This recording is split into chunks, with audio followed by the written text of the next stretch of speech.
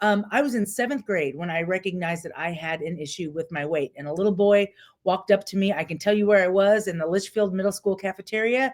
And I turned around and he's like, "Hey, Sonya." And I turned around and looked at him. And he said, "You're fat," in front of all of my friends. And I laughed it off. I flattened him. I mean, I punched him square in the face, flattened him. And then I walked away and just kind of acted like it didn't really bother me.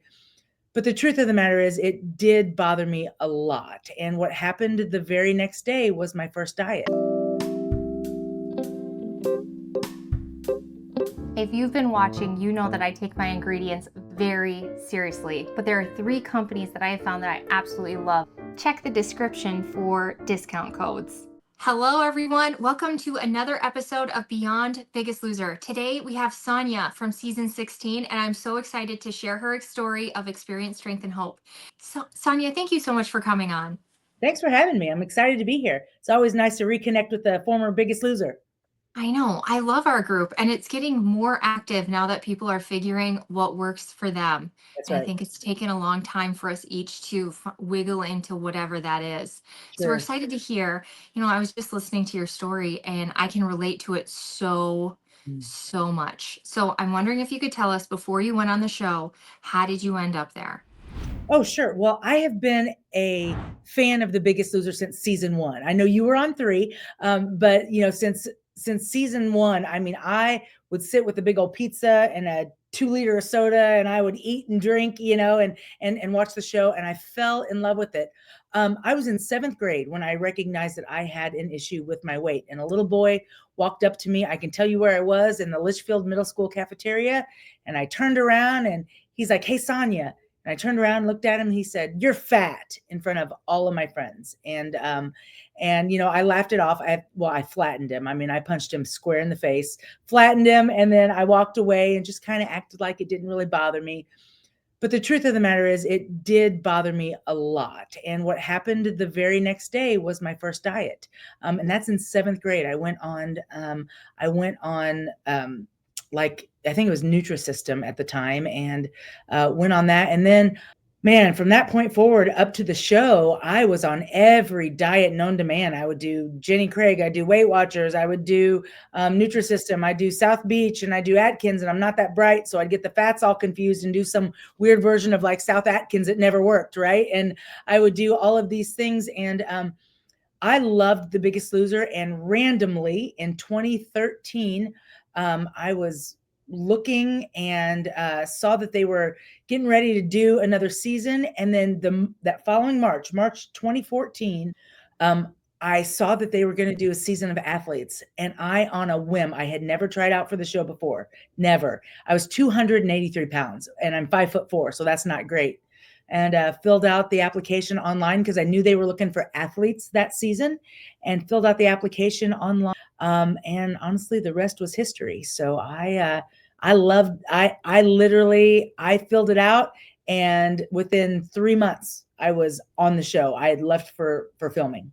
Tell us your experience being on the show. Okay. I loved every minute of it. I would leave today and go do it all over again, even though I don't have the weight to lose that I did then. I loved it. My trainer was Jen Wiederstrom. It was her first season. Jesse Pavelka was the blue team trainer, and then Dalvet was the red team trainer. And of course, Bob was at Comeback Canyon, and we didn't know that. I had no idea until episode 15 that Bob was even still on the show. But I loved it. We worked out like dogs. I don't have to tell you this, but I worked out 6 to 8 hours every day without fail. My average step count was 48,000 steps. My highest step count day was 69,000. I would, my average calorie burn every day, average was somewhere between 5,000 and 7,000 calories every day. So we worked out crazy amounts. But it was awesome. I loved the people. I don't know what you experienced on your season, but there just was not any drama on our season. Of course, the producers try to, create a little bit of that here and there, but we were athletes, and most of us were now, I say we were athletes.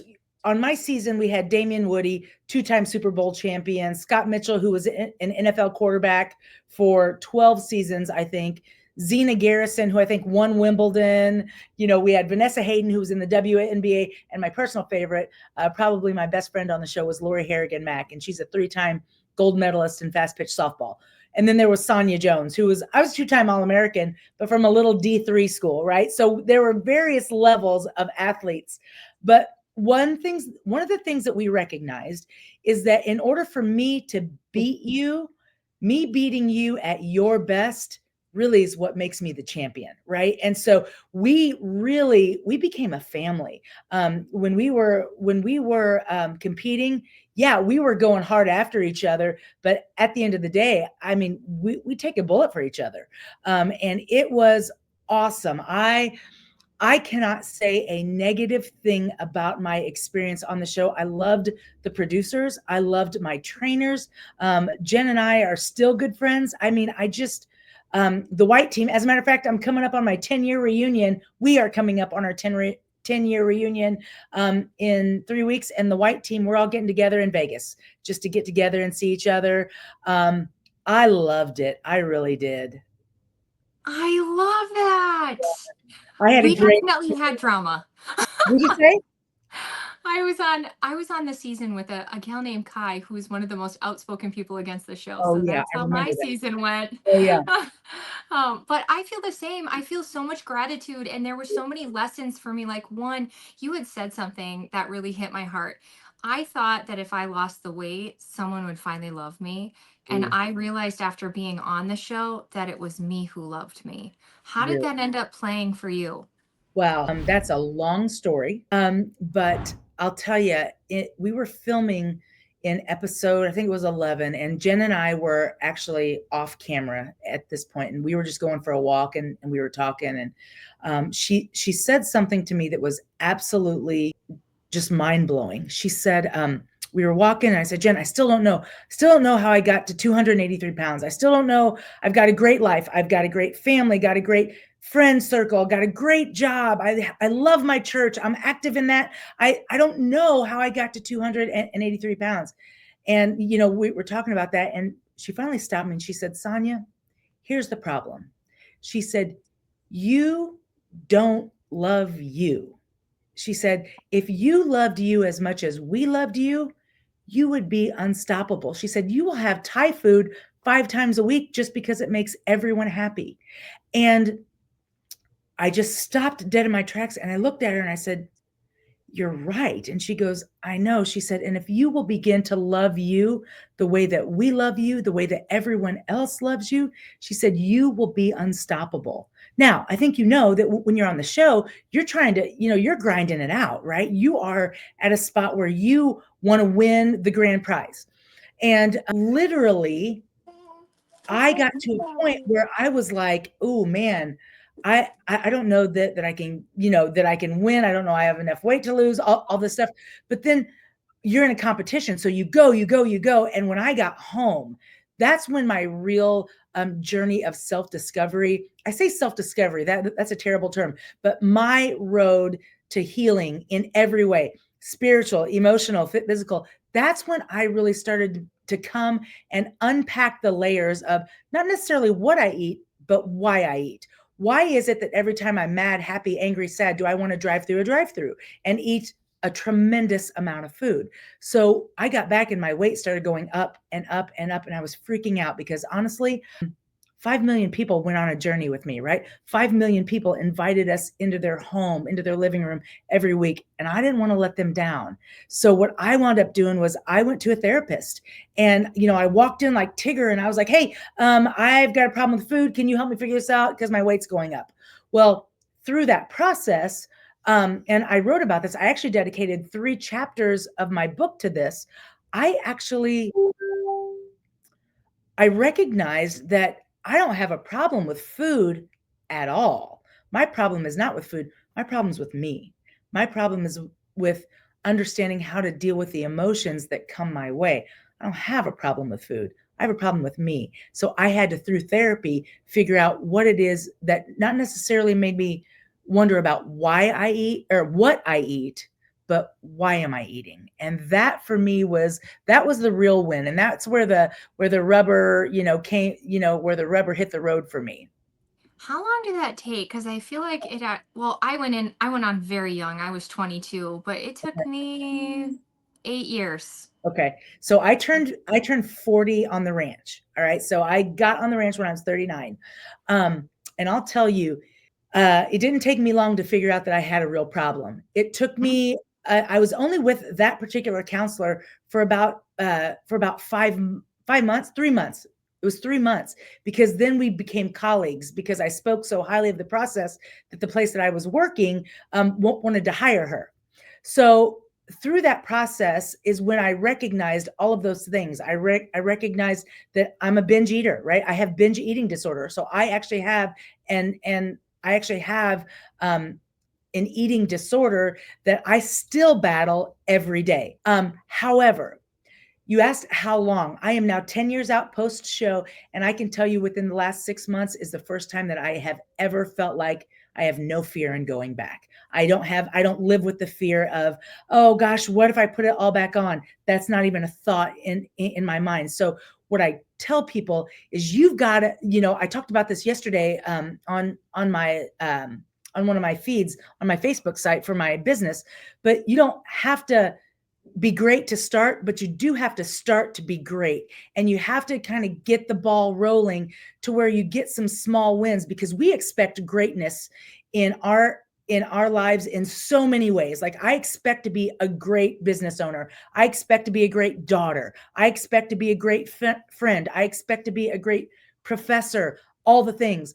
But for so long, I didn't expect to be great in the area of health and wellness, and especially in weight loss and weight management, because if I'm being honest with you, I failed at it so many times. So I keep telling people, stay the course, stay in there. Don't give up, right? Because oftentimes your breakthrough is right beyond your next trial. So that's why I just think people need to keep going and don't give up before you get to Mecca, right? Before you feel like, hey man, I've got this. I'm 10 years out and I feel like, hey, I got this. I'm never going back. So can you tell us a little bit? So like your steps are amazing. I like a good day for me is like there's been a couple of days of 30,000 and I was like, oh, it feels euphoric. I thought walking felt euphoric Yeah, personally, like long distances, but right. what, 8,000, is that what you said? That was on the show. That's not now. On the show. Oh So yeah. we for exercise, you were burning thousands of calories. What was the intake like? Like what were you eating? How often were you eating? And did they cook it for you? Okay, great questions. Dr. Huizenga gave us our calorie total. All right. And our calorie, I consumed 1,310 calories per day. Did not matter how I consumed them. So we didn't talk about macros really. We didn't talk about fat. We didn't talk about carbs. And we didn't really talk about protein.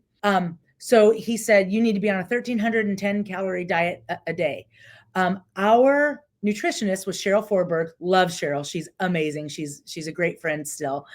But we prepared all of our own food. Now, I don't know how it was when you were there, but when we were there, if you wanted to overeat on the show, you totally could.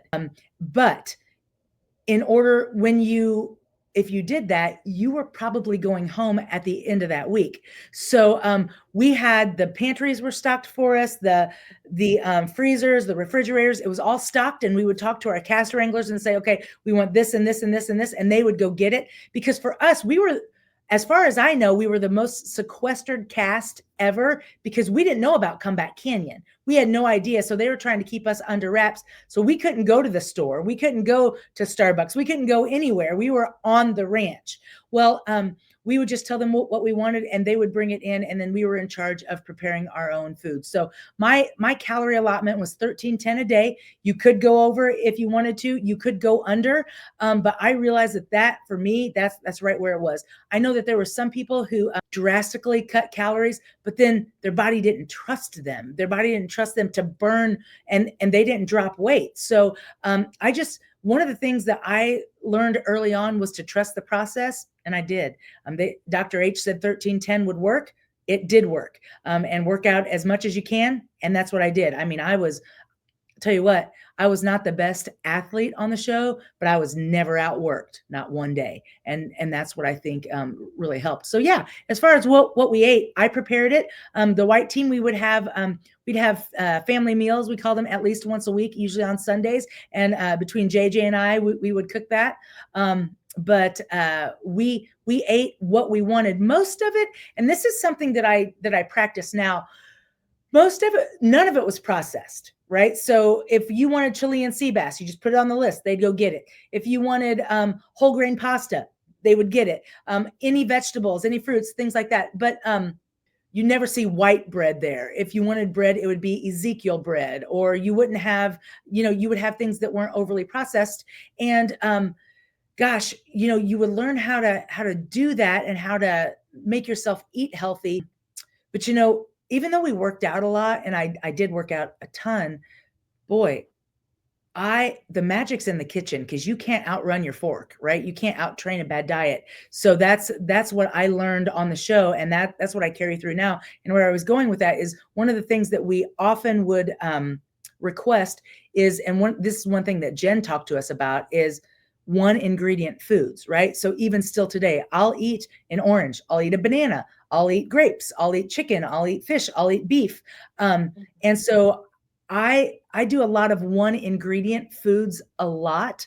Not one word foods like Slurpees and slushies and Snickers, right? But a lot of one ingredient foods. And that's how I have kind of maintained where I am. I love that. That's natural. Is to eat one ingredient whole foods. Well, one of the things I also do now is I make sure that I get a very, very high quality protein. I can talk about that later if you want, kind of how I landed in the gig that I'm in now. But for me, I'm all about a really high quality protein, and I make myself have 2 to 3 high quality meal replacements every day, and then the rest of it I get through animal proteins like eggs and chicken and beef and things like that. When you were on the ranch, did you have any side effects? So, like, I had 2 side effects. One was I was getting cramping at night, and then Okay. another one, I just had a hard time sleeping. Did you Yeah. have any of that? And was there any help for it? Yes. So one of the things I loved our ATCs, our athletic training staff, because they really helped us recognize, are we hurt or are we injured? Because if you're hurting, that's part of the deal, right? But if you're injured, that's a whole different ball game. I had some, I guess, side effects. I didn't have a hard time sleeping, because we worked out so much that I didn't really have that. I was sore every day. We would do ice baths, and we would do those compression garments and things like that. But I didn't have any major side effects until I injured my ankle in, I think, episode 14 or 15, 14 maybe 16. I can't really remember, but I twisted my ankle and I thought it was broken. And I was trying to become a finalist. But of course we hurt all the time. We couldn't use any sort of drugs like ibuprofen, Tylenol. We couldn't have that unless we ordered it from the athletic training staff. I actually went to the ranch with 8 bottles of NyQuil, because that's how I would sleep. But I didn't even have that. They confiscated all of that. They gave it back to me at the end. But no, I didn't have a lot of side effects other than what you can normally imagine: fatigue, sore muscles, all of that. But through, with Jen, she really taught us how to take care of ourselves. So if we did high impact training one day, for one workout, then we would probably do like yoga or Pilates, something that was like, stretching, where we just didn't have I did not have a lot of side effects, really. Your season does kind of sound like a dream. What is this acronym you just said? We did not have that. ATCs? Yeah. Oh, so we had athletic training staff. So essentially, Dr. H was the show's doctor, Dr. Robert Huizenga.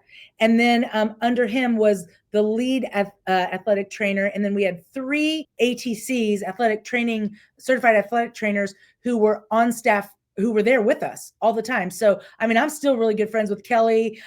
Kelly Hudson, Kelly Walsh was one of our ATCs, and I mean, they were like, they walked through it with us. And so if we needed something, they would, if we needed to be taped up, they would tape us up, right? I did have, before I went on, I had a severe tendonitis in my Achilles tendon, but as the season went on, the only thing that kept me from doing was things like box jumps, because I was afraid that it would snap, because it was so tight. But even that was fine towards the end. That's awesome. So it sounds to me like the show had improved the tools as the seasons went on. Because as it started, it was really just kind of a production. It was, Yeah. this is California and this is a Right. set. Like our gym was made out of vinyl, and we did have a guy there that would tape up, but he really, his extent wasn't, so his scope wasn't super wide. If we needed anything, we'd have to send a message through the PAs to Dr. Huizenga, and we may or may not hear back at some point. Okay. So it No, sounds like it got better throughout time. it did. It must have gotten remarkably better. I mean, our ATC staff was awesome. And if we needed something, if someone got hurt, like Mike Merberg in episode, I think in our first episode, actually tore his meniscus, and he was literally in Dr. H's office within hours. And yeah, so I will tell you, on our season, they took great care of us. I couldn't say something negative about the show if I tried. I just had such a remarkable experience, and I loved the people. Gosh, it was amazing. It really was. So we'll hear all the time people blaming the show for killing their metabolism. And here's what my thought is on it. If I did Weight Watchers really hard, I'd kill my metabolism. Right. If I did an at-home calorie deficit diet really hard at home, I would kill my metabolism. If you carnivore or keto too hard, you're going to kill your metabolism. What is your thought on that? Well, I probably won't make a lot of friends with this, but I'm going to say it anyway.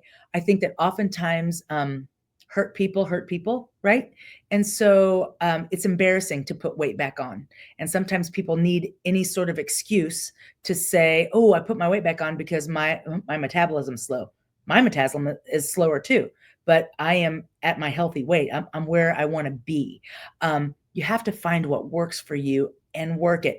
Is my metabolism slower? Absolutely. But I would rather have slower metabolism than all of the medicines that I went onto the ranch with, because I was pre-diabetic, because I had high cholesterol, because I had high blood pressure, right? So that's an interchange. I hate the fact that our colleagues, our friends who went on that show put it back on. I hate it, because it's hard. And if you don't get to the root of why you put it on in the first place, and you don't address those things, it's going to come back on with a vengeance. That's the same thing with gastric bypass surgery, right? If you don't learn how to create healthy boundaries around food and learn how to deal with your emotions, it's all coming back on. So do we have a slower metabolism? Absolutely. Can we combat that with food and exercise? Absolutely. I think a lot of people take the easy way out and say, oh, I have a slow metabolism. Guess what? Same, but I've done something about it. So tell us what happened after you left the ranch. So I got home from the ranch. You mean as far as my diet and exercise, or what? All of it. So I got home, and as you can imagine, I had all of these places saying, Sonya, try this, endorse that. I want you to endorse this, endorse that. And I told people up front, I will try almost anything. I will not endorse it unless I believe in it 100%. So I would get all of this stuff in to try, to sample, all of these things, and didn't really find it. But I'll tell you, for me, what really helped was therapy, and was figuring out why I was eating so much and what were the emotions that I was numbing to not feel. So what were the emotions that I was trying to numb with food? So I went through therapy, changed jobs. I was an elementary PE teacher and a track coach before I left on the show, came back, softball coach too, came back, and within a year was asked to go to work for a local medical group. And it was there that I found the company. I own and operate 2 weight loss clinics now, because the only thing that I knew I wanted to do when I got back, I wanted to pay it forward, right? Like I wanted to pay forward. Millions of people, you know this, millions of people apply to go on The Biggest Loser because we're desperate. We want to lose weight so badly, and we've tried everything and nothing seems to work. So, what I wanted to do was pay forward what I learned on the show. Now, not everybody can go to The Biggest Loser. Not everybody who could would want to, because of how intense the workout is, right? It's not for everyone. But here's what is for everyone. It's a sense of pride. It's a sense of accomplishment. It's a sense of being able to set a goal, to go hard after it and crush it, just to set a new one, right? And it's given people the opportunity to stand at the base of their mountain and look at it and say, I can move you, and I will. And that's what The Biggest Loser gave me. And that's what I want to give to every person who walks through my clinic, or every person who I coach virtually, because they need to get a win here, right? They desperately need a win in the area of health and wellness. So when I got back, I found what I believed for me has been the secret sauce in being able to not just lose my weight, but to keep it off. Let me back that up a little bit. The clinic that I own and operate now, it didn't help me lose the weight. Biggest Loser did that, but it did help me lose about 30 pounds to get to my healthy weight and to be able to maintain that for now. I mean, like I said, I'm 10 years post show. That's amazing. So these days, did you end up gaining any weight back and then just having to do more learning, more tools? For Has sure. that happened at all? So, so my starting weight on the show was 283 pounds. My ending weight was 139. Okay. Huh. Right. I lost 144 pounds on the show in 6 months. So you want to talk about metabolism being jacked up? Yeah, I'm there, but you figure out how to work it. Right. So yes, I gained the highest number that I got back when I got back from the show was probably, I don't know, it was probably in 2020-ish, pandemic time, Yeah. maybe 2019. I'm not sure, but I got to 26 pounds. All right. So I didn't put it all back on, but something you have to keep in mind. The last time that most of America saw me, I was at 139 pounds. For me, according to Dr. H, according to the show's doctor, that is 31 pounds underweight. I should have never gotten there, but I was trying to win $250,000, right? Yeah. So I knew, man, a few donuts, I'm back in the game. So I got from 139 back to 170. I mean, it felt like overnight.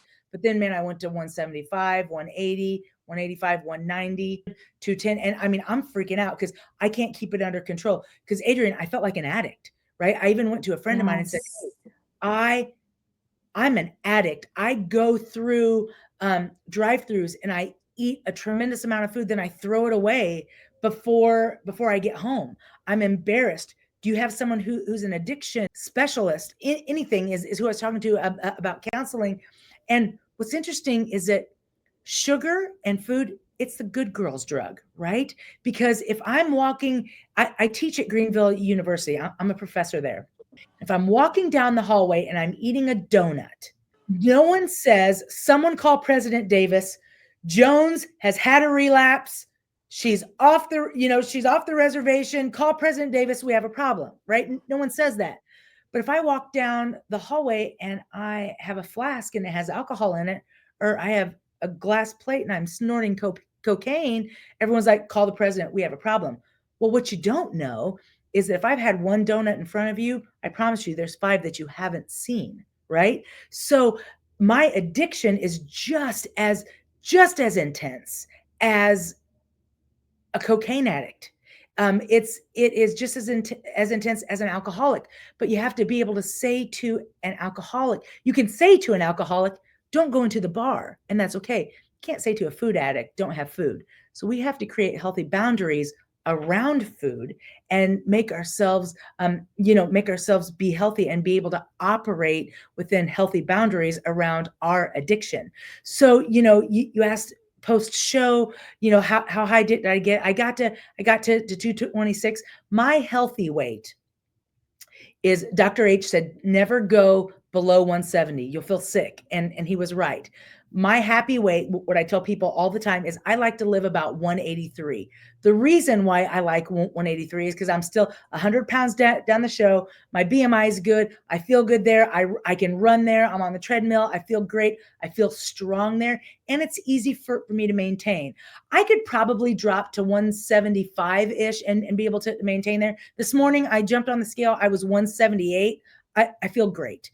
And so I don't want to go below 170 ever. And I'm about 8 pounds from that, but I'm happy where I am. And I've learned how to maintain that and maintain that well.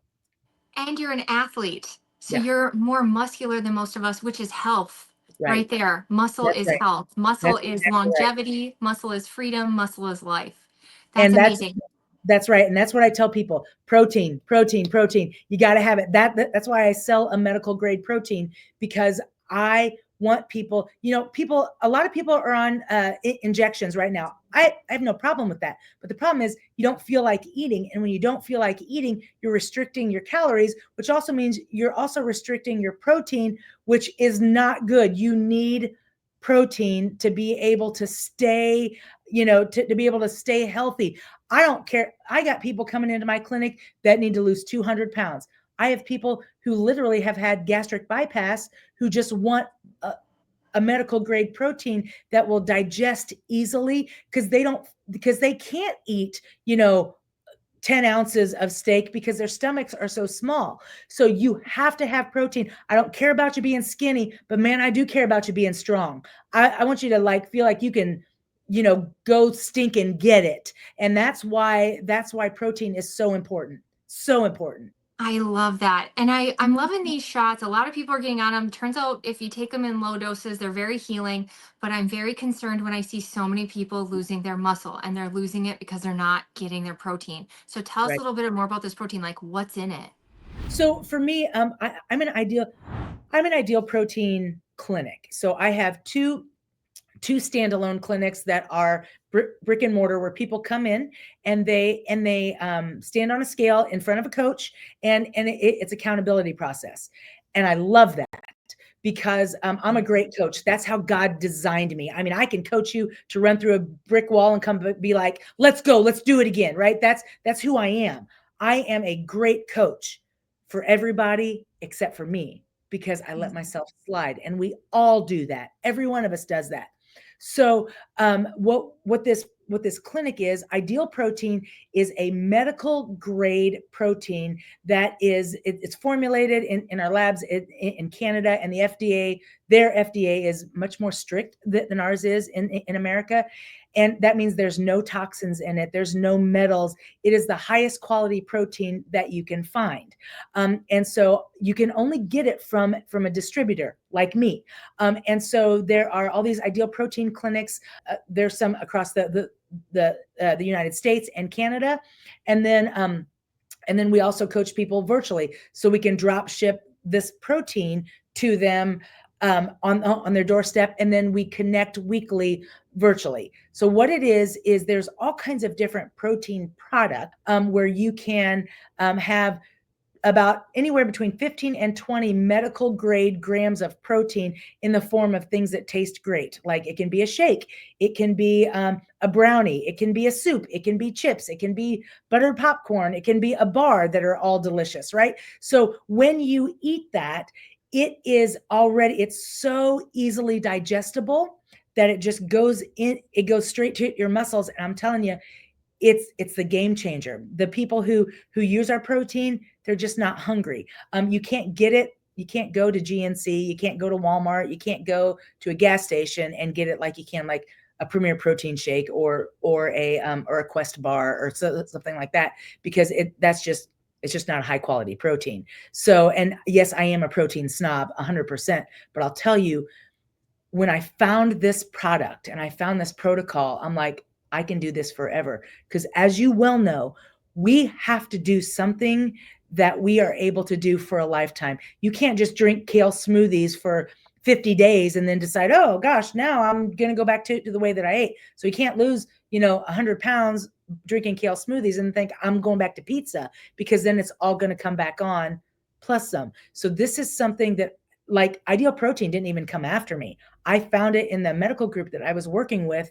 And it's the only thing I found that's scientifically, it's medically derived. So physicians created this, and it's scientifically proven to work. So this protein is so high quality that we put them on that. Plus, we never take real food away from them. They're having vegetables and lean protein, and it works like magic. It's the closest thing to the magic formula that I've ever found, and it's what's helped me maintain my weight since, like I said, I'm going on 10 years.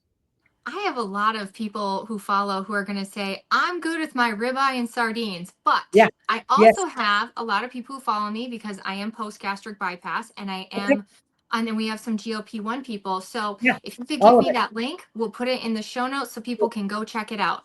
Of course. Yeah. Happy to. Well, and it's my website. It's losingitwithsonya.com. You can start there. But it really is.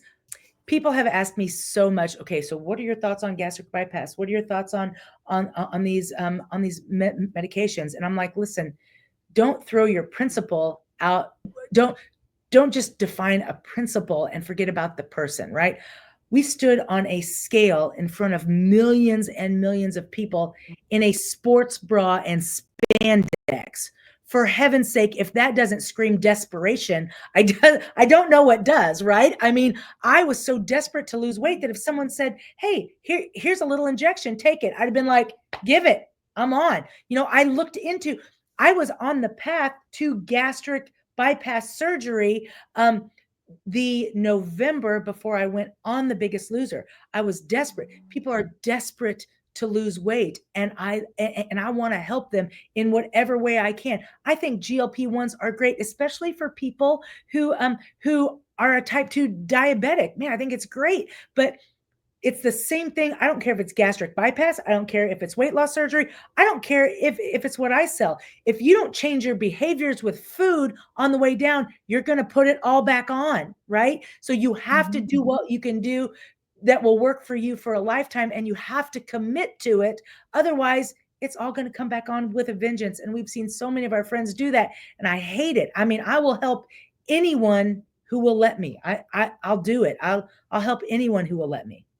I love that. That's exactly how I feel. Like, that's all I want to do is we know what it feels like. We know what it feels like to try all those things. We know what it feels like for them to maybe not stick. So Right. what I'm calling it these days is adding tools to the toolbox. So Yep. protein is a tool, maybe your GLP-1 is a tool, Absolutely. maybe exercise is a tool, therapy is a tool, mindset is a tool. What am I missing any? Man, What else is in your toolbox? Accountability, you just said? Accountability, coaching, high quality protein. For me, that's where it's at, because then I'm not physically hungry. And if I'm not physically hungry, now you have to also look at, why am I eating, right? And I referenced that a few times. You have to realize there's a difference between being physically hungry and being emotionally hungry, right? So if you're physically hungry, it's going to start in your stomach, and anything will satisfy it. So my protein drink here will satisfy it. A protein shake, a brownie full of protein. Ribeye. Yeah, anything. A ribeye, chicken, fish, anything will satisfy it. Vegetables will satisfy it, right? But if you're emotionally hungry, it's an obsession, and it starts here, and it comes on immediately. And it's like, oh, I need to have a Krispy Kreme donut, and I need it right now, and everything else doesn't matter. So I'm the only clinic in the country that I know of that has a certified addictions therapist on staff. And I do that. We have her in my clinic because, man, you have to be able to connect those dots. So yeah, therapy is a great tool. You have to put things in your toolbox that will work for you. I don't have the perfect solution for every person, because every person is different, but I'm willing to work with you to figure out what that is, because I don't want you to feel hostage, because what people don't recognize is that their worth and their value is not tied to a number on a scale. For heaven's sake, quit letting your worth and your value be determined buy a $30 appliance that we can buy at Walmart, right? Your worth and your value is what's in here, and it's what's in here. It's in who God says we are, right? And so I want to help people recognize that, man, you're worth it. You got to figure out what your why is. What's your why? Why do you want to lose weight? Why do you want to be healthy? What is your why? And your why, if you don't figure that out, you're spinning your wheels. And we spend a lot of time helping people figure out what your why is. And I'm kind of going on a tangent here, but No, it's really good because it's super important. So important, because a good thing to ask yourself to figure, because a lot of people, even at my age, I mean, I'm 50. I just turned 50. Ooh, and happy birthday. Thank you. People will say, I know why you started a weight loss clinic. It's because you want to help people gain weight. Yeah, that's true. Lose weight. I'm sorry. Yeah, you want to help people lose weight. Yeah, that's true. And you want nobody's coming to your clinic if you're helping them gain. Right. No, that's for sure. That's for sure. But my why isn't just because I want to see people get healthy. It isn't just because I want to see people drop weight. It's not just because I want to see them throw the sleep apnea machine out the window or get off medications. That's all part of it. But my why is because I opened these clinics to pay forward what I learned on the show, because before I went on The Biggest Loser, I hated who I was, just because of who I was physically. Mm-hmm. I don't want anyone to walk that road. And a good place to start with what is your why is to ask yourself the question, what breaks your heart, right? And for me, what broke my heart is seeing people hate who they were and making them feeling like they were not worthy of love and worthy of acceptance and worthy of relationship simply because of the way that they looked. And so my why is I keep the doors of my clinic open because I want to see people love who they are and not hate who they were. Yes, I love that. I feel that so much. And you can just see when you see someone overweight, every time I do now, I just pray for them.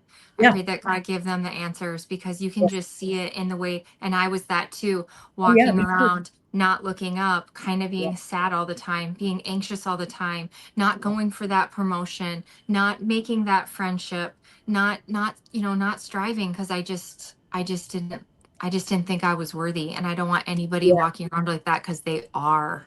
You're right. They are. And, Adrian, it goes beyond that. It also not going for the promotion, but for heaven's sakes, not going down a certain aisle at a grocery store because you see someone and you feel like, oh, I've put too much weight on, right? Mm-hmm. It's heartbreaking. And I felt it. And here's the problem.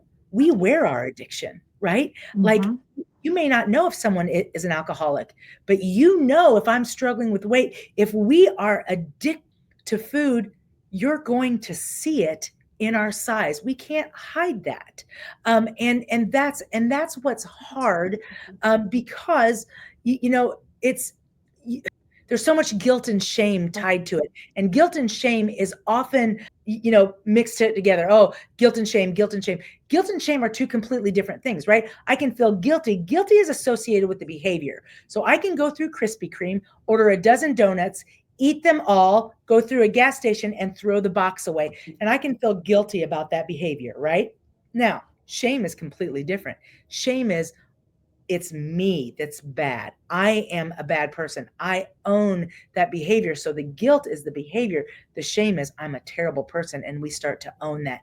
And that's what I want to uncover with people and help them realize, I recognize that there's guilt, but you have an addiction, and we can help you through that. And there are ways for you to get healthy. And I fully believe, and probably my biggest tagline for the show is, as I was shrinking physically, man, I was growing emotionally and mentally and spiritually. And for me, that's where the real win comes in. Because if you're not healthy in all three areas, body, mind, and spirit, you're really not healthy.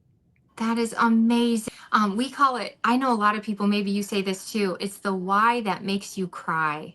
Yeah. Yeah. Well, think about it. Every nonprofit started with a brokenhearted leader, right? I mean, Blake McCoskey, who started Tom's, I mean, he was down to his last few dollars in a foreign land and saw kids without shoes. Now, what does Tom's do? They send shoes. If I buy a pair of Toms, another kid gets one, right? Jess Ekstrom, who did the headbands, headbands of hope, or something like that. I mean, she did. I think it was an internship at a hospital where little boys and girls didn't have headbands or hats, and so now, she saw how much one little token would help them feel pretty or feel handsome, right? And so now when you buy a headband, they get a headband, right? And all of those things. So yeah, you're right. What breaks your heart, what makes you cry, that's a great place to start to figure out why. And your why has to be what drives you when no one else is looking, right? Because it's so much easier for me right now. I'm engrossed in an old series called 24, and it's so much easier for me to lay on my couch and watch it than go downstairs and pop on my season of The Biggest Loser and pound it out on the treadmill for 44 minutes, which is what I do, right? And so your why has to drive you to make the best decision for you. And one of the things that we say in our clinic a lot is, you got to choose your hard, right? And the bottom line is, it's all hard. It's hard to choose salmon and broccoli when you want deep dish pizza. It's hard to choose, filet and cauliflower or sauteed spinach when you really want pasta primavera. It's hard. But you know what else is hard? It's also hard to hate who you're looking at in the mirror. And it's hard to lay your head down at night and think, oh man, tomorrow will be the day that it starts all over again. And if it's all hard, why not choose the hard that's going to help you more, right? Why not choose the hard that is going to really help you make yourself be the healthiest version and the happiest version of you that you can be? It's all hard. So choose your hard. It's so clear why you were picked for the show. I feel inspired. Like I'm ready to go do some steps. Do it. Yeah.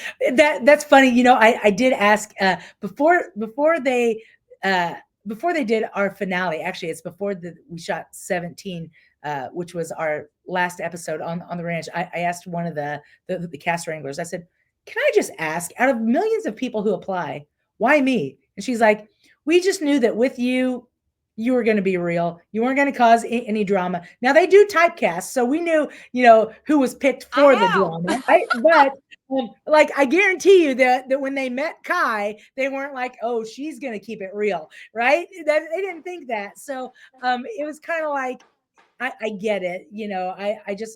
I don't know. I love what I get to do, and for me, that's my platform. That's my calling now, right?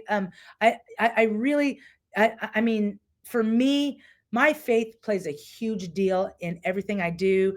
I'm a Christian. I have a platform now that people will come and talk to me about health and wellness, and then I can just share the gospel with them, and not everyone wants that, and that's okay. I don't push it on anyone, but I'm telling you, that has been the foundation of my success. My faith has been what has allowed me to continue the path and to ultimately find true joy and true healing.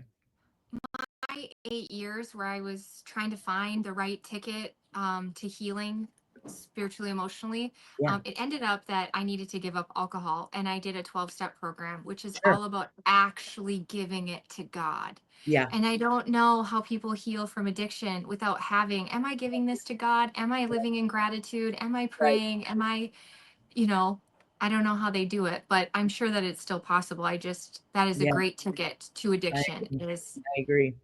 giving it to I mean, God.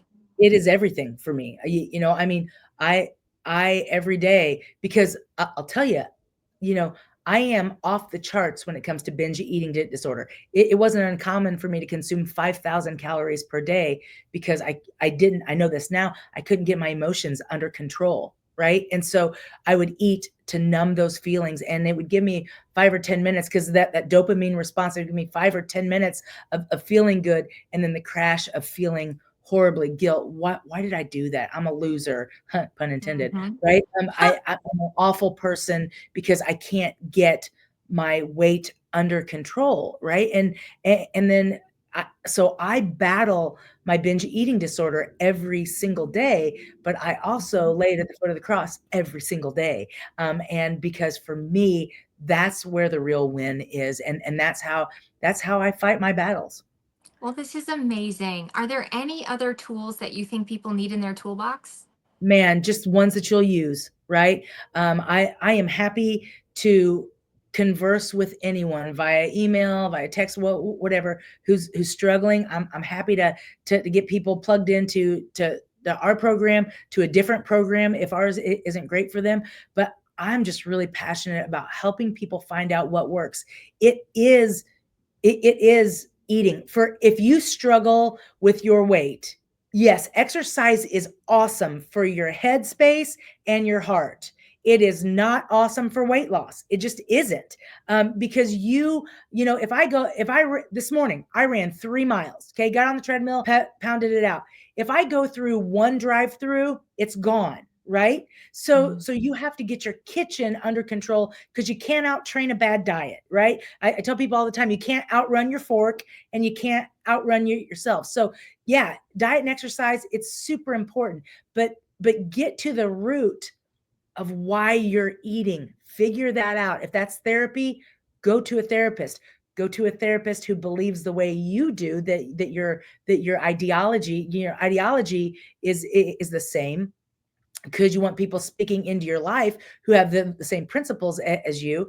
But really try to peel back the layers. That's the hard part, is peeling back the layers of what it is that was driving me to eat uncontrollably, and then finding other ways to fill your bucket. Right. So we call them bucket fillers here. People who will what is it that gives you joy? What is it that really fills your bucket? And you have to replace those things with your food addiction. So like for me, if I am really struggling and I want to binge, you're going to find me in my living room with my worship music really, really loudly, or you're going to find me outside throwing balls to my pit bulls. You're going to see me going for a walk, going for a run, going down to my treadmill, watching my show while, watching The Biggest Loser while I was on the treadmill. So whatever is in your tool bucket, just make sure that your tool belt, make sure it's something that you'll use and something that you can do forever, because that's where you're going to find success. And the other thing I would say, man, don't give up. Don't give up on you. There is no other you on the planet. If I got hit by a bus today, Greenville University could find someone else to be a professor, right? Someone else could run this clinic and do a better job of it. But what you couldn't find is someone to be my mom and dad's daughter. You couldn't find another best friend for my best friend, because there are certain things that only I can do. And there's only certain things that you can do, right? Only you can be the mom to your kids that you want to be and who they need you to be. You can find somebody else to drive them to practice, but you're their mom. And we have to get to a point where we recognize who we are in people's life, and proceed with reckless abandon and keeping great care of us to be around long term, right? It's in your heart, it's in your head, it's in who God says we are. And I just want to encourage people, don't give up. Don't slow down. You're worth it. You're worth the battle. You're worth the fight, and you're worth every reason behind your why. So go figure it out, man. Go get it. Go get it. Where can people find you? On Facebook. Don't go to my Sonya Jones Biggest Loser page. Go to Losing It with Sonya Jones on Facebook. I'm also on Instagram. I'm trying to figure all that out. I don't love to be on my phone. I just don't. I would rather be doing something like this, but people tell me that I need to be on Facebook more, or on my Instagram more, and stuff like that. Yeah, TikTok, all those things. So I did. Most all of my sites are Losing It with Sonya Jones or Losing It with Sonya. And so you can also, my website is Losing It with Sonya Jones. No, it's not. It's www.losingitwithsonya.com. We have brick and mortar locations in Springfield, Illinois, and in Litchfield, Illinois. And it just, I'm around. You can find it. You can Google me also. But yeah, I'll do what I can to help you. I will, because I've lived this life, and I'm 10 years out, and I believe that I have the recipe for success. And you just can't give up. I think of so many people who have given up and put it all back on, then they try it again. And maybe this time, the first sign that you see when you walk into my clinic, it says, this time will be different. Right. And we want people in that mindset to know that you can do anything. Just don't give up on you, because you're too important. Well, I don't know about you guys, but I'm feeling inspired right now. Thank you guys so much for joining us on this episode. There's going to be more to come. If you liked this, please like, subscribe, and share, and have a great day. Bye. See ya. Bye.